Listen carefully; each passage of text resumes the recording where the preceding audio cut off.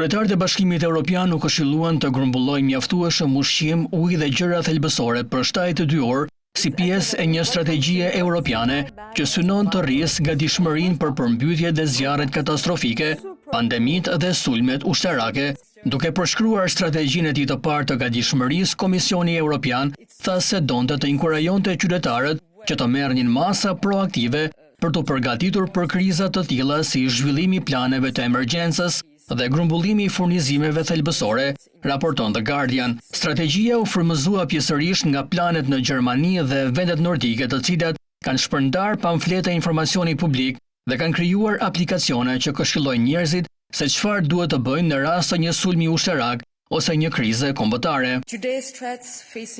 Ne po u themi vendeve anëtare, 72 orë vetë mjaftueshmëri është ajo që ne rekomandojmë, u tha gazetarëve Hadia Labib, Komisionerja Europiane për përgatitjen dhe menaxhimin e krizave. E pyetur se çfarë duhet të grumbullojnë qytetarët, ajo ju referua një videoje në rrjetet sociale, në të cilën prezanton një çantë urgjence të papërshkueshme nga uji në të cilën fillimisht vendos dokumentet e saj të identitetit. Më pas, vijnë ushqimet e konservuara, shishe me ujë të pishëm, shkrepse, thike vogël e modelit zviceran, para kesh, ilaçe dhe një radio e vogël. Strategjia u hartua për të siguruar një koordinim më të mirë të BE-s dhe ndërgjegjësim publik në përgjigje të një sër rreziqesh të mundshme të tilla si moti ekstrem i përkeqësuar nga kriza klimatike, pandemitë, sulmet kibernetike dhe pushtimet ushtarake. Ne duhet të përgatitemi për incidente dhe kriza në shkallë të gjerë, ndërsektoriale, duke përfshirë mundësinë e agresionit armatosur